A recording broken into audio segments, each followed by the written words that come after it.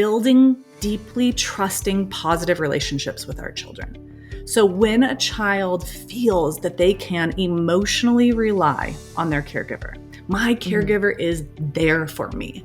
I can go to my mom when things are tender, crusty, overwhelming, when I feel shame, when I'm stuck. That sense of trust between a parent and a child, we have seen from tons of research, lots of longitudinal studies, replicated studies, which as a doctor is a just very important part of science. We know that when a child has at least one parent in their life, one caregiver, that they trust to be there for them in those tender and distressing moments, it actually has a protective trajectory in their life. We grew up like that. There was not a healthy ability to express emotion, which you talk about is like, that was number one problem, that I didn't have that secure feeling of being able to be secure in self and around my parents. And that's something we want to change. So kudos to all the cycle breakers, including your mom and yourself and anyone listening so far. Why do we do the things we do? And most specifically in our closest relationships, the places that matter the most to us.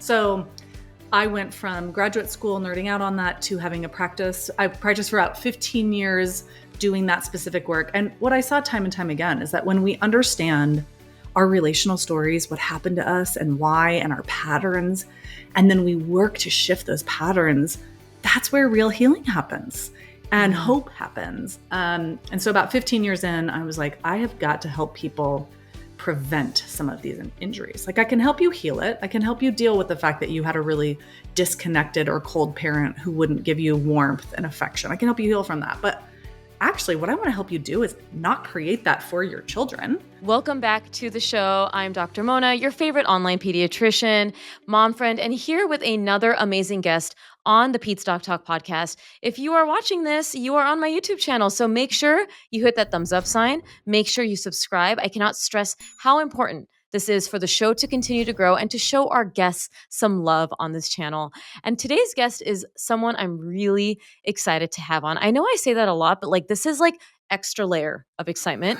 Eli Harwood, licensed therapist, creator of Attachment Nerd, mom of 3, and author of my favorite parenting book. Yes, me, someone who talks about parenting, my favorite parenting book, Raising Securely Attached Kids, using connection-focused parenting to create confidence, empathy, and resilience. And that key word, connection focused. I am so glad to have her come on to talk about the truth about raising securely attached kids and what most parents get wrong or don't realize that they're already doing. Eli, fangirling, thank you for coming on the show.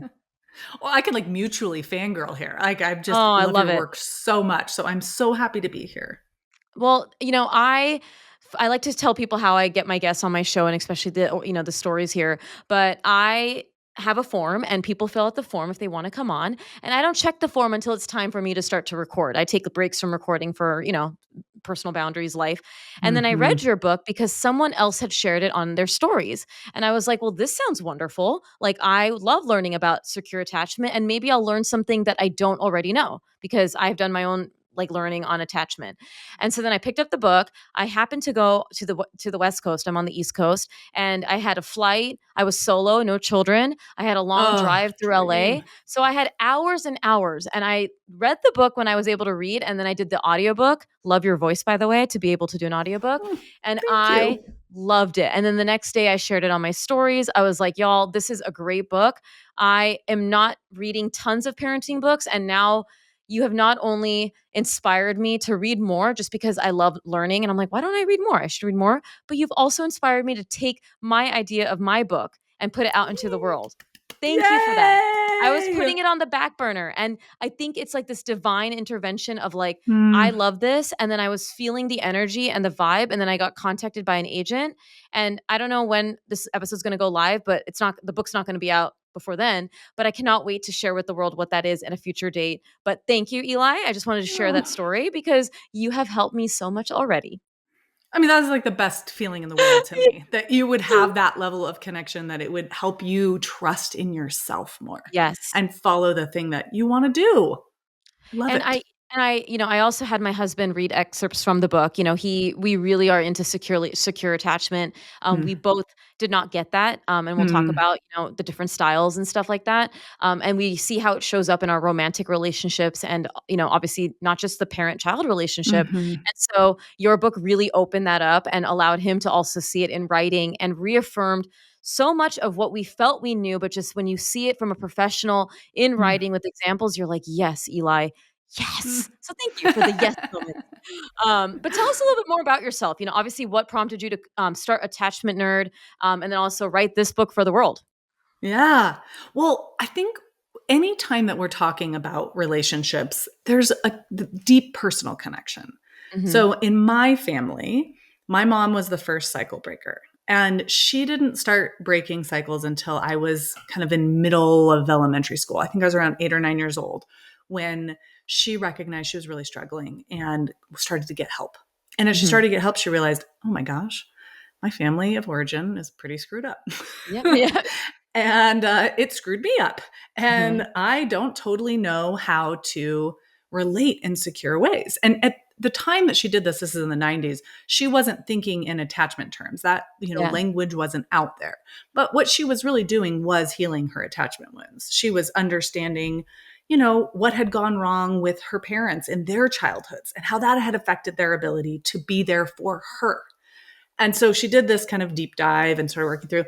And there's sort of this chain of events that happens where she starts to heal. And as she started to heal, she was more curious about this work. So she went to graduate school, got her master's in counseling, and started this pathway. She kind of cleared some of the snow off the driveway of like, Mhm. okay, we can get out of here. We don't have to Yeah. stay stuck here forever. Um, that being said, I had a lot of trauma when I was little. Yeah. There was a lot of stuff that happened before that point, and there were still things that happened after that point because it is no small task to address trauma that you have Absolutely. internalized and patterns that you have learned through your trauma. But my mom made it a thing we were allowed to do. We were allowed to talk about what was hard. We were allowed to try to heal from it. We were allowed to have mistakes and try and learn from them and do something different. So it was a really natural path for me to become a therapist. I sometimes Oh. joke that I've been practicing for, somewhere around 43 years. But Yeah. no, I played a role in my family. I definitely played a Yeah. role.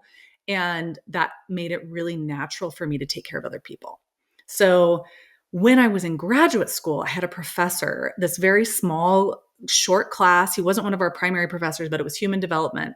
And he did a pretty significant deep dive into attachment theory. And for me, it was like, oh my Lanta, this, this is, I can see how this plays out from my childhood in my adult relationships. I can see it, how it's different with my brother than with me. I can see Yeah. how it just sort of, it was a light bulb moment.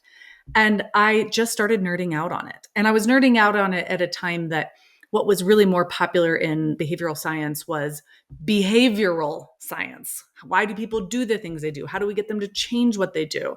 And what was interesting to me was, why do we do the things we do? And most specifically in our closest relationships, the places that matter the most to us. So I went from graduate school nerding out on that to having a practice. I practiced for about 15 years doing that specific work. And what I saw time and time again is that when we understand our relational stories, what happened to us and why, and our patterns, and then we work to shift those patterns, that's where real healing happens and Yeah. hope happens. And so about 15 years in, I was like, I have got to help people prevent some of these injuries. Like I can help you heal it. I can help you deal with the fact that you had a really disconnected or cold parent who wouldn't give you warmth and affection. I can help you heal from that. But actually, what I want to help you do is not create that for your children. So I started running my mouth on the internet I love it. and giving people messages. And what was clear is that a lot of people are just really ready for this information. Yeah. They want to know how to do this. How can I help my children feel safe and secure in their relationship with me?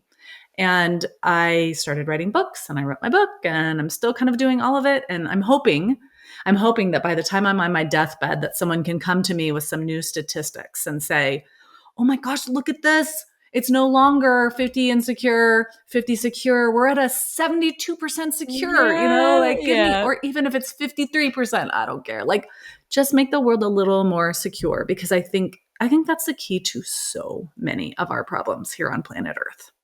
Oh my goodness. Amen, because that is it. I mean, we talk, you mentioned in the title, like the subtitle, connection focused parenting. You talk so much about communication. One of the biggest things that I really try to get across on my videos is about so many of the barriers between child and parent and even marriages and any relationship is the lack of communication and the lack Yeah. of feeling seen. And I love that your Hmm. book embodies that because that is the crux of a lot of issues in this world, and a Yes. lot of wars that are started and a lot of things that we see and a lot of the strife that Yes. we see on the national, international level and then local levels, we know that this can be better if every parent made this pact. Like, I am going Yes. to raise a securely attached kid. I'm going to read this book. No, it's so important to have that. And I love that. And I love that you told that story. And I love kudos to your mother for making that Yes. change in her life and obviously fostering that in you.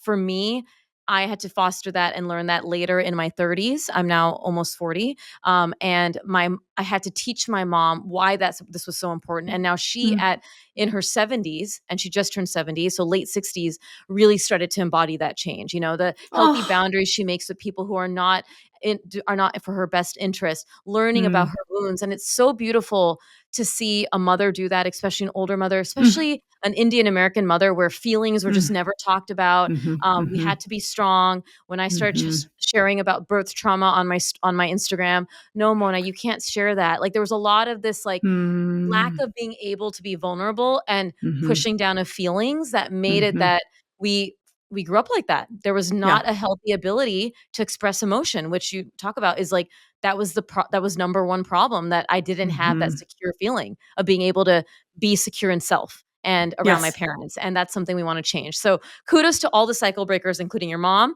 and yourself and anyone listening so far. And if you haven't done it, I know you will by the end of this podcast episode and also when you read her book too. Love it. And your book is called Raising Securely Attached Kids, which obviously embodies what exactly the book is about. But a lot of parents listening may still wonder, what does that actually mean? Like, what is a Mhm. securely attached kid? So, can you explain what Mhm. in your heart secure attachment means in the context of everyday parenting moments or just as a parenting philosophy in general? Mhm. And a less, science-y, Yeah.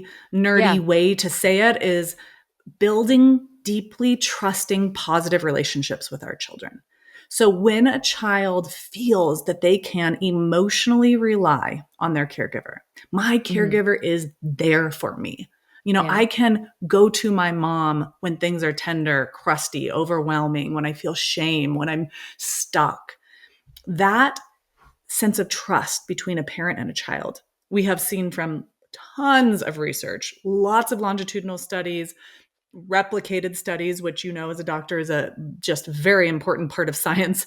Yeah. Um, we know that when a child has at least one parent in their life, one caregiver, that they trust to be there for them in those tender and distressing moments, it actually has a protective trajectory in their life. It helps to protect them from more extreme levels of suffering, struggling. It gives them a sense of self-worth. And the way I would describe it is like, the world is big and scary and overwhelming. And it's much bigger, scarier, and more overwhelming if you don't feel like you have a team behind you, right? Like Yeah. Yep. I don't ever want to climb Mount Everest. That's not a goal for me. But if I did, I certainly wouldn't want to do it alone. I would want Yeah. to know that there are people I can go to huddle up together when the storm comes in, right? To help feed me when my own supply is running low, right? To help me brainstorm when I'm at a tricky point in the climb and I'm not sure how I'm going to get there. Like Yeah. we're relational creatures. And so secure attachment is this gift of protection that we give our kids. And selfishly, it's a gift to us. I mean, feeling Yeah. connected to our kids makes the journey a whole lot more enjoyable. And it's hard being a parent, even when you have that. Yeah. But man, when you don't, it's another layer of pain, not just for our children, but also for us. And it's just a good feeling. Like, I mean, like you said, like the feeling of having that sort of person who has your back and your team. And I think sometimes people forget how it feels when we look at peer relationships or romantic relationships. That same feeling is valuable in that, just as it would be in a parent-child relationship. And sometimes Yes. I think because we think we're the adult and the kid, that can't be a reality, but that is the Mm, reality, that there should be this sort of healthy relationship. And like you said, it's for the child, but I feel so good when I yes. do see that return, that reciprocity of that, mom, Mhm. I love spending time with you, or mom, I love doing this with you. And for small children, I have a 5-year-old, it's not him saying, I trust you. It's play is him saying that I love being with you, Yes. that you are my Yes. Play safe with me. space, that Play with me. Play with yes, me. play with me. Like I love playing with you is translation to I love being with you and you keep me safe Mhm. by wanting that play, right? And I know that as someone that's so passionate about child development that I take that as such a huge compliment and like I'm like thank you. And like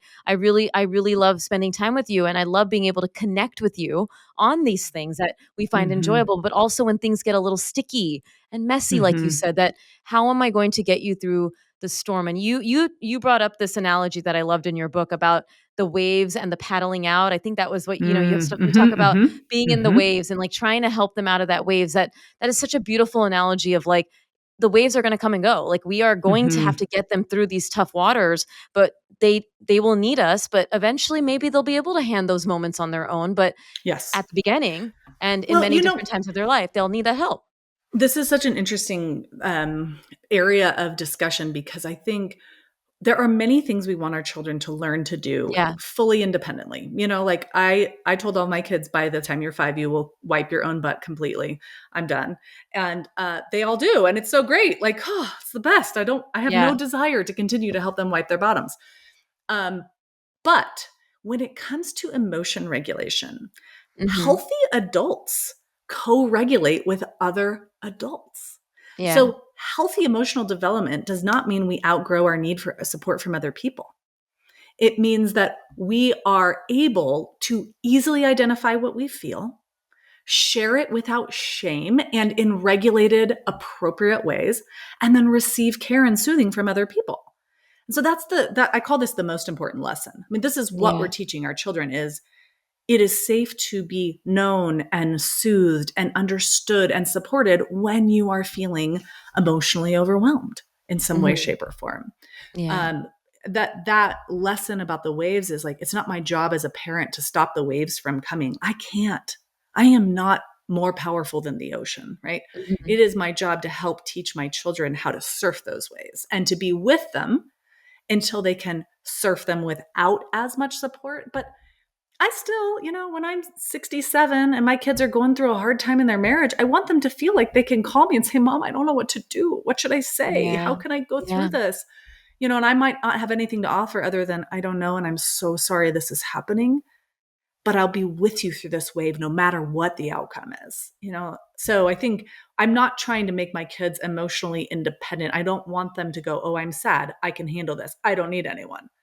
I want Right. them to be able to say, I'm sad. What is it I need? How can I get that need met? And then execute that effectively so that they can move through their feelings without shutting them down or spraying them everywhere. Yeah, what a great way to put it. I mean, that emotional intelligence, and I see that budding in my children already, and it's so powerful, Mm. especially coming from a childhood that wasn't there. Like Yes. that wasn't something that I got. That Yes. like you gave the beautiful example of is something going very difficult. My parents are not the first people I'm going to call, right? And Mm, I want, and my husband and I want to have that moment where we would be that person in a bind where our children would call us yes. and say, whether they're in danger, whether they are confused, frustrated, happy, that whatever Yes. big feeling they're having, that mom and dad are going to be the ones that we get to talk to, whether they're, like you said, in their 40s, in their teens, or at 5 years old. And that is Yes. what you set up with this foundation. And I love that. I love it.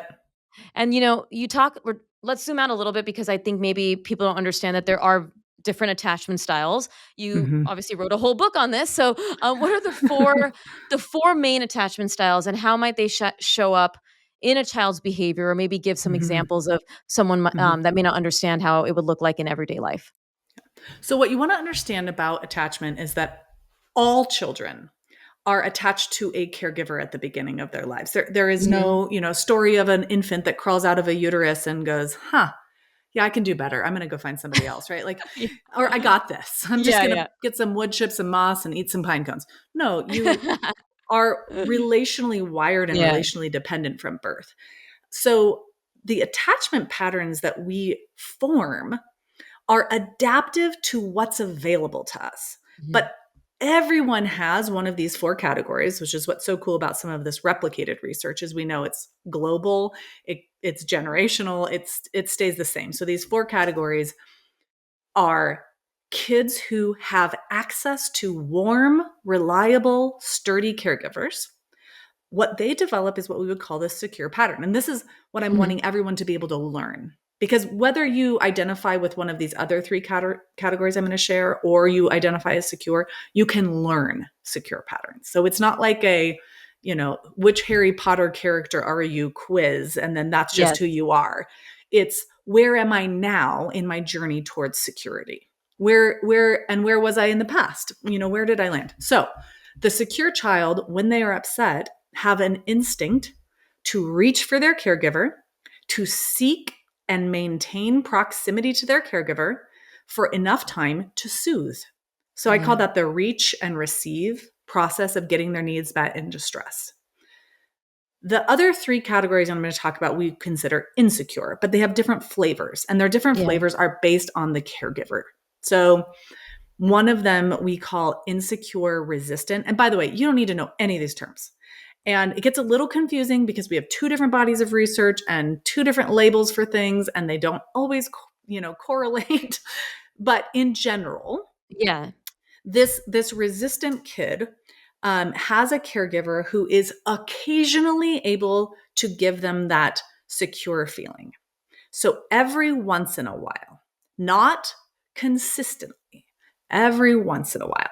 And what happens is that child knows what it feels like to get that. And so they become fixated on getting more of that. But Yeah. they believe it's their job to get more of it because they can't figure out why does my parent sometimes have emotional availability and other times they're, laying in bed and non-responsive to me, and why do they sometimes have compassion for me but in certain scenarios they Mhm. seem, so there's this confusion for kids in that setting. So what that kid does in order to maintain closeness with their caregiver is they become clingy. Mhm. And there's a key here. They become clingy without soothing. So we Mm. have some kids that would be clingy because they're highly sensitive, but we would experience their clinginess as soothing. Like they would cling to us and then go, I don't want to Yeah. leave your side, but I'm calm by your side. This Yeah. resistant pattern is different. The resistant pattern is a kid who clings and seeks and is hypervigilant and does not soothe because this child is afraid if I soothe, then my caregiver's attention may not be on me anymore. Yeah. And then they might go away and I might lose the proximity to them that I need. So, this kind of clinginess in adults, we would call this an anxious pattern or a preoccupied Mhm. pattern. Do you love me? Do you still love me? Are you sure you love Yeah. me? I think these are the 9 reasons why you might not love me. And there's a preoccupation with the attachment figure in your life as a This is strategy for me staying in a close. nutshell. Yeah. I had very Yes. inconsistent caregivers that would be amazing, and then also I've talked about this on my podcast, loving funny, but then also would slap me across the face when I wasn't behaving, and then Hmm. I was walking on the eggshells of, like, "What am I supposed to do here? How do I gain their love?" Yes. Like, and that was Yes. very hard. Yeah. Yes. That was also what I would call like my default settings. My Yeah. default settings were also preoccupied because my mom was someone who was close enough to some healing that Yeah. she could at times be there for me, but then she'd sink into a depression or Mhm. her mental health would kind of go off, or my dad and her would be having a really hard time and then she wouldn't be available anymore. So I am with you on that. The second category of insecure pattern is what we would call an avoidant pattern of relating. So, if a child has a caregiver who is unable to be emotionally connected and soothing, that Mhm. might be that they are shut down. So, someone Yeah. who's just cut off from their emotions, like everything's fine, nothing's wrong, feelings are for weenies, whatever their mental state is. But it could also be a caregiver who's so keyed up, so anxious, and so preoccupied with the child that their emotions are intrusive. Yeah. So the avoidant pattern, it can happen in response to someone who is also avoidant, or it can happen in response to someone who is preoccupied. Yeah. So just kind of know that, because it's a little bit confusing. People tend to think like, oh, you match whatever pattern of how your parent related to, and it's not necessarily. It's about the amount of connection they could give you, and then the style of connection they gave you. So the avoidant pattern says, there's really no reason to reach for my caregiver when I'm in distress or upset, because if I do that, I will feel worse. I will Yeah. feel dropped, I will feel dismissed, or I will feel flooded with my caregiver's response to my distress. So instead, I'm going to cope with my feelings, and I'm going to try to stay close to my caregiver by keeping those messier things internal and not showing them on the outside. Avoidant kids often get praised for being calm, chill, mature when they're young, Yeah. because they are on the outside very regulated looking. But what we know from the data is they're actually as dysregulated as any of the other kids. They just aren't showing it on the outside. And that's because there's no good reason to. Yeah. I talked about secure kids being reach and receive. The resistant kids, we would call that reach and reject. I'm going to reach for you, but I am not going to be soothed by you. And this third category, we would say avoid and distract. So avoidant kids really just focus on anything other than their caregiver or their emotions in those tender moments. And it is not to say they're avoiding attachment, they're avoiding sharing their needs and reaching actively for their caregiver when they're upset. And the last category is always the most heartbreaking to talk about. And this is what happens when kids are genuinely scared of their caregivers. So Yeah. we would describe a caregiver in this category as frightening in some way to a child. And that is what creates a disorganization. So a disorganized style, a disorganized pattern is almost actually a weird way to say it, because the core of disorganization is there is no clear pattern. Yeah. So if you learned to be hypervigilant and clingy, you had an adaptive pattern of handling your caregiver. If you learned to keep all your insides on the inside, you had an adaptive way of staying close to your caregiver. But if you have a caregiver who is a sense of threat to you, and this is interesting, you talked a little about your parents hitting you. It depends on the relationship, how that creates that, and the culture too. So disorganization, it really comes from feeling very confused and disoriented about the caregiver's behavior. And in some cultures, when caregivers are, disciplining with physical means, that isn't always scary to kids, because it depends on how intense that discipline is, how hard, all that kind of stuff. It's still not what we do for secure attachment. It's still a no. Yeah. Yeah. It's a hard no. But Yeah. it is nuanced in that you could have a caregiver who is frightening to you who never laid a hand on you. Yeah. But maybe the way they thought about you was really disorienting. They treated you like you were manipulative and trying to, do terrible things to them, or, but in this situation, the dilemma is, the attachment instinct is, I'm going to get as close to my caregiver as I can when things are rough in order to stay safe, right? There's a saber-toothed tiger across the room. I'm going to run to my mom or my dad or my parents so that I can hopefully get protection. But when your parent is a grizzly bear and there's a saber-toothed tiger at the other side of the room, your attachment system is discombobulated. Yeah. And so you don't have the opportunity to cope in a patterned way. Instead, your body will just pick for you: fight, flight, freeze, faint, fawn, those kind of survival reactions. And it's really messy and complicated. Yeah. I love how you outline these. I mean, of course, you go into detail in your book and obviously talk about this in other ways. And I love it. I love being able just to put that out there. Like you said, I think most of our listeners, I'm not too concerned, that are in that frightening, disorganized phase, which Yeah. I wish more of those people would read your book and listen to that. Yes. You brought up one of the biggest ones you talked about was the avoidant type, with the overly anxious or worried or like obsessive. And I do see that in my patient population a lot, like Mm-hmm. that Mm-hmm. that I guess if you want to use the term, like the helicopter-y type, this is wrong and this is Yes. worrisome. And in a medical setting, something's wrong, something's wrong. And I can see that sort of come out. How can a parent tell if their child feels emotionally safe and secure? So if they're doing that secure attachment, Hmm. you talked about the reach and receive, which I think is Hmm. beautiful, but is there anything else in terms of kind of small signs, big signs that a family can say, yeah, I see this and this is wonderful? Or is there also nuance in that conversation? Well, there's definitely nuance. Yeah. you know, Human beings are so complicated. We're Yeah. so complicated. There's so many different specific things that can lead to different stuff. So, for instance, in general, I would say you're going to be able to assess the quality of that attachment bond with your children most accurately in moments where they feel scared. Mm. So, when they are scared, what do they do? Do they see you as a refuge, as a safe place to run? And that is different than what they do when they're ashamed. Like sometimes our kids will run away from us when they're ashamed, and that doesn't indicate that they aren't securely attached to us. It's because shame says, hide, hide quickly, you're Yes. bad, get away, Yeah. Yeah. um, and so then the real question of security in that moment would be, how do they respond when you approach? When they've run back to their room, they're hiding under their covers, you give them a minute to kind of feel that sense of agency to hide. And then you step into their room and you say, hey, kid, are you ready for Mhm. me? Do you want me here? Do you want some space still? Do you want me here? A kid who feels secure, once they've gotten calmer, will say, like, don't go. Yeah. I Yeah. want you here. Yeah. Um, but also, neurodivergent kids will sometimes need space for longer Yeah. because they need that sensory deprivation in order to regulate. So it is hard to say, hey, here's the exact way to know, are they or aren't they?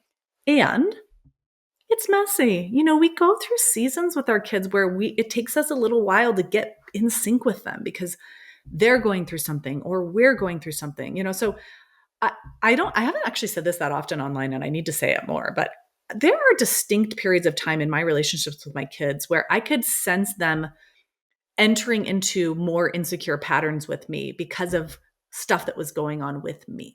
Mm. And so, like, you're going to have that. That's going to like Yeah. slip in. I don't know. My son is entering, early adolescence. And so, like, the anxiety is higher. And like, there have been a couple of what I would consider to be very inconvenient panic attacks, just like For you timing or for wise him? Yeah. for Yeah. him, Yeah. Yeah. where I'm like, now, Yeah. oh, for shoot's sake. Um, Yeah, I hear it. and I love this relatability because it happens to so many of us. Yes, Yeah. and Yeah. I haven't been what I would describe like as good enough in those moments because I was honestly just annoyed. Like, Yeah. child, stop. And I can look at myself with compassion in that moment and be like, yeah, it was bedtime and my twin 5-year-olds were having a whatever and we had done this whole day and blah blah blah. Like I understand why. But there was a failure of empathy on my part. And, my son at some point in one of these nights, I'm kind of like patting him on the back. But I'm sort of like, go the fuck asleep. Yeah. Yeah. you know? And My and he's my like, house on Saturday. That's what it was. "Yes, Yeah. we've been there." And Yeah. he at some point he's like, "Just leave. Just leave." And I was like, "Okay, Q, here's what's happening." So actually what I did in that moment was I was like, "I hear you that I am not helping right now. I'm going to take a minute and try and see if I can get my druthers about me and I'll be back." And so I did Yeah. leave the room. And he's 10, he's not like 3 and clinging Yeah. for me to stay. He really was like, "Get out of here." And I calmed down and I came back and I tried again. And, I would give myself like a B minus on my second attempt. My first attempt was like a D plus. This was like a B minus. I didn't Yeah. get to that A. But then the next morning we worked through it and we talked about it. So I don't want people leaving a conversation like this and trying to evaluate their attachment. Are we secure? Are we not secure? What I want Yes. you doing is going, am I, as a caregiver, regulated enough in my body, or am I shut down, or am I amped up? What do I need in order to feel secure enough in myself to be present enough, to be responsive enough, empathetic enough, caring enough that my kids can sense overall I'm going to be there for them? Yeah. And you might need a therapist involved. You might need somebody who can help you understand some of this because it isn't simple. It is Yeah. complex. I had that too. I mean, I needed the therapist to help me through the anger that I developed by having a father who was very angry, but also very funny. Like there was this sort of Mm. yo-yo feeling. And yeah, I mean, therapy was I mean, what a blessing. Thank you for all the therapy work that you do. But like, it really helped. And I did a lot of EMDR for trauma that happened through my Mm. childhood, which I'm a huge proponent of anything that you need to do to be your best Yes. self. Yep. I And do it, EMDR. I'm a big fan of yeah, it. So just for it was anyone out there, amazing. it's yes. I have another episode if you're into that. I will link it about EMDR, and if I forget to link it, I just look it up. PedsDocTalk EMDR. I did it with another therapist. Fantastic. Like really good to know what resources are out there. But like you said, I mean, we all have those moments, and Mm-hmm. you know, I think about our parents who probably didn't do that repair that you did with your son. Same situation on Friday with my 5-year-old, where I was like, I thought to myself, I if because I'm very similar in temperament to my son. And I thought to Mm. myself, wow, I understand why my dad probably slapped me across the face. Like that's literally I told that to Yes. my husband. And I said it in a very I mean, obviously I didn't slap my kid, but I was like, I get it because my dad was an immigrant parent, had no emotional tools. Like, Mm-hmm. do I think it was what he should have done? No. But he used to slap me because he didn't know how He else to didn't know how to, channel that. and he Yeah. thought he was supposed to control you. Yes. So And this that's is what, another you thing know, I talk about. It's right. like what you believe about your role as a parent can lead to secure or insecure patterns. Yeah. So if you believe your job is to make sure your child makes $1 million a year, you might actually engage insecure patterns because you're going to ignore some of their emotional cues in order to get them to perform in a particular way. Or Yeah. if you believe your job is to control your child, then when they have sensory dysregulation or emotional dysregulation, you're going to react to their behavior instead of responding to their dysregulation. So it's really important that we pause and we're like, what is it I believe about my role? And where did I learn that? And do I Yeah. want to keep that? And is that serving me in this goal of teaching my children that they can rely on me or not? Yeah. Oh, we could talk about so more. And I have one more question. You know, I like to keep my episodes short, but again, if you are liking this conversation so far, you got to get her book because everything that we're talking about is an amazing storytelling, backed by science. I love your nerd alerts. Like I said, it was so great to just get that whole blend. But are there some core patterns that we can do? I know I love that you're talking Mm-hmm. more about rather than check marking, like, okay, my kid Mm-hmm. hugged me today, or, you know, reached and Mm-hmm. received. What are some Yes. core patterns that we can do to lay that foundation for a secure relationship? Love this. Okay, so these Mhm. are my 4 favorite things that I tell myself that I just keep them in mind. So when I'm getting off track, I can go back and be like, am I doing these things? So the first thing is that I very intentionally light up when I see Mhm. my kids. I I love want my that. kids to know that I want them near me, that they Yes. bring joy in my life, that they are delightful to me. So the metaphor I use is thinking about how our dogs greet us. You know, like Mhm. you're never confused about whether your dog is happy that you're home. I Yeah. have cats and like, it's a different thing. But like with your dog, you know, like, oh, you're home, you're home, you're home, you're home. I'm so glad to see you. You know, so as much as you can, as Yeah. early as you can in your child's development, showing them that they bring light to your heart, to your body, and expressing it in a way that they can feel that. So that's just a protection around their heart and soul in the world, too. Warm and fuzzy already, and I do that the same, but literally I'm just thinking of all those moments where I'm doing work and my son walks through the door and how I drop what I'm doing, and it's just a millisecond. Like, you Hi. don't I think the Yes. misconception is that you gotta stop everything and do all this thing, but it's Hmm. just a moment to show them, and I do it with my husband too now because we sometimes Yes. forget as a marriage to do that, you Yes. know? Like, they walk through Yes. the door and you're on your computer and you're like, "Hey, what's up?" "No, I love it. I wanna go to you Yes. like a golden retriever dog. Like, let's do," you know? Like, I Yes, like love you are the most precious, I love it. important things in my life. The second thing is to show up for these 2 very important things. So show up for those tender moments. You know, and those tender moments might be small, like they've fallen and scraped their knee and they're just, "This is my knee and I fell." Or they might be big. You know, they Yeah. get broken up with surprisingly out of the blue. Or someone, you know, we had this recently, someone made fun of one of my kids' bodies, you know, Mm, was mocking them. Oh, that you are the type of parent that says, I'm here. You're not yeah. always going to know what to do or what to say or how to fix it. That's actually not possible and not what we're aiming for. We're aiming for, I care about what you feel. I'm here to help you regulate. And together we will go through this. You are not Yeah. alone in your pain process. I'm with you. Yes, it's yours. Yes, it belongs to you, but I'm right by your side. So that's the tender moments. Yeah. And then the other thing is the triumphant moments. It's really important that our kids feel that we care about the moments they are proud of. And Yes. that when they're tiny, it's like, look, Mom, I found a ladybug. Yeah. And when they're older, it might be that, they just finally figured out how to draw this, specific anime character that they didn't think they Yeah. could ever draw. And they're showing you, or they're graduating from kindergarten, or they're graduating from high school. They have a special sporting event. My caveat here is this doesn't have to be every single time. I don't want parents feeling like, oh my gosh, if I ever miss one thing, then that's it. No, Yeah. it's consistency. I'm a working mom. I travel, I speak. There are times when I'm not there. My husband's there, or my parents are there. Someone else is there. You can outsource that sometimes. Make sure someone is there, Yeah. but it's not all the time. It's enough. And when you do miss it, that you communicate. I'm so bummed that I wasn't there. Can you please show me that replay of the hit you got on that, baseball game? Or can you please, you care, not guilty, not, I'm so sorry I wasn't there for you. Yeah. I love that. That's intrusive. It's, Mhm. I really wish I could have been there. I would have loved to have been there. And I'm sad that I wasn't. Tell me about it. The third thing we're doing is we're being parents that listen up to our children. Mhm. So you're letting your kids tell you about what matters to them, about their perspectives on the world, and maybe most importantly, about their perspective on their relationship with you.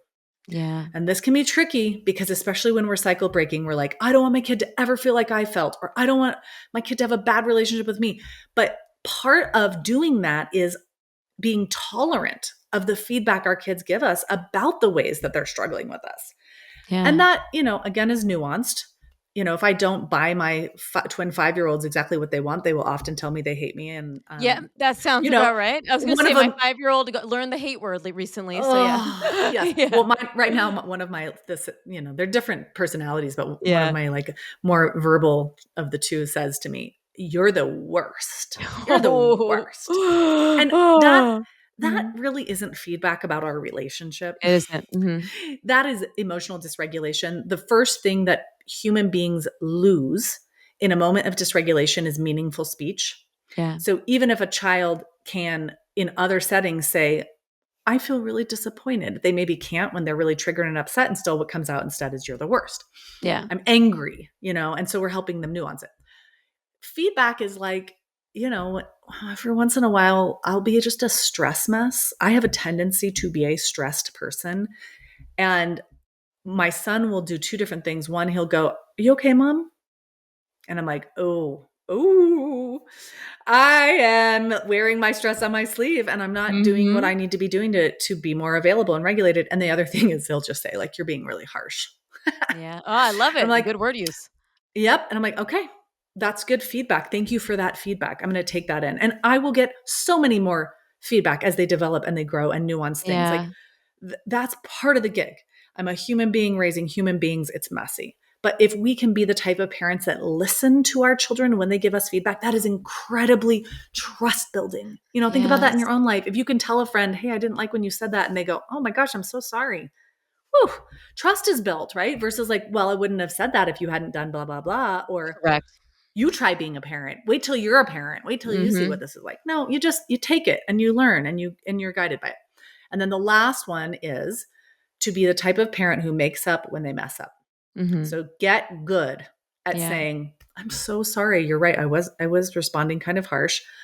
I need a mommy timeout. I don't put my kids in timeout. I put my kids in time in, but I put myself in timeout because Yeah. Same. sister needs timeout occasionally. Like it is time for a break. I need a break. I need a moment. And I let my kids see that. Yeah. Hey, I really wish the other thing is I think sometimes we think of repair as being like this, I don't know, shame-based thing of like, I was bad. That was wrong. You should never have had to, and that actually isn't that helpful. Repair is more, I want to be back in sync with you. Mhm. What do you need from me in order to feel good again? And what I have found with my kids, they've had so much more of a secure experience than me, is they actually need not that much. Like often they just need a little time and a little moment. And then I'm like, hey, I'm sorry about that. Are you feeling okay? And they're like, yeah, mom, can you give me a blah, blah, blah, blah? Yeah. It's like, You're like, "Okay, I cared about this." Yeah. yeah, We're well, moving on. you're Yeah. okay. Yeah. But they trust that Yeah. reconnection will always come after disconnection. And that's what we're Yeah. teaching is like as quickly as we can and as calmly as we can, with as little shame as we can, going back to Yeah. our kids and saying, I got that wrong. Can I have a Mhm. redo? Yeah. I wish I had done something else. So you're being a parent who lights up, shows up, listens up, and makes up when you mess up. If you're doing those 4 things, you're doing great.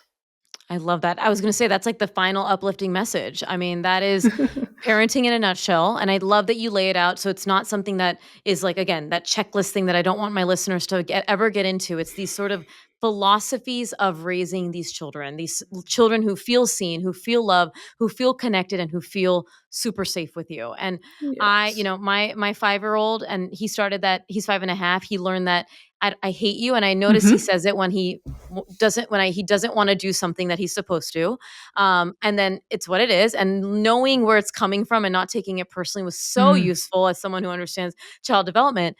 And the other day I was with them all alone for a whole day. My husband was at work, and he's like, "Mommy, I hate mommy time." Like, because I was with them the whole day, and that Mhm. really inside, like, you can Oh, imagine, because I spent the yes. whole day doing arts and crafts, and like, we did this thing and did all this, and I'm like, and then your 5-year-old's like, "I hate mommy day." And I'm like, "Ooh." Oh. And so then I talked to him, and I actually was like, "Hey, when you say that, it hurts my feelings when you say you hate mommy day. I always Mhm. love you, but it hurts my feelings." And he's like, "Mommy, it hurts my feelings when you don't listen to me." And I said, Mm. "Whoa." And I said, "When did I not listen to you?" Because I was asking. He's like, "I was telling you what I wanted for lunch and you weren't listening. You were doing something else." And I was like, "You're right. I was distracted and you felt like I wasn't listening to you." And it opened up this beautiful conversation about communication, right? That he was angry because he felt like I wasn't listening. And he was right. I was distracted with my other daughter. I was not paying attention, and I made the food that he had told, and he told me he wanted bananas on whatever peanut butter toast, and I forgot.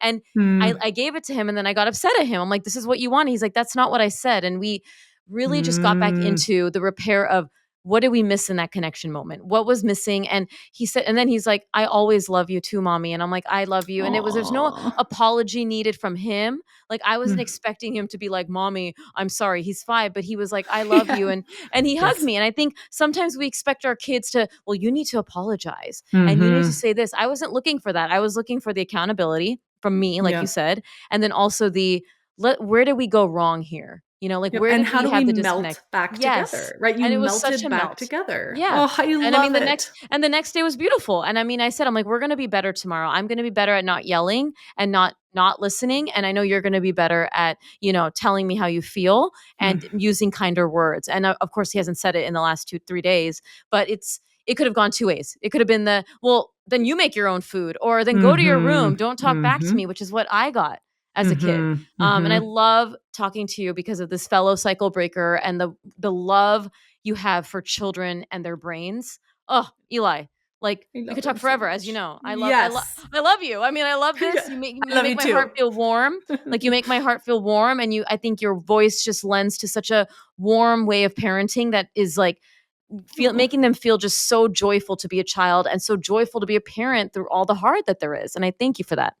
Yeah, I mean, that's the hope. I would say there will always be in all of us just Yeah. a sense of just how messy and complicated parenting is. It is messy and complicated.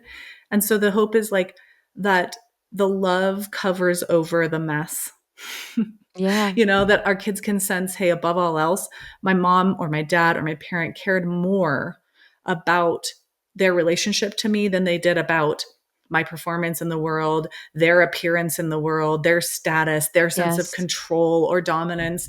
And like, did they at times say, fine, make your own sandwich? Sure, they said that Of a couple course. of times, but then they came back and said, sorry, I really, that I don't like the way I responded, and so Yeah.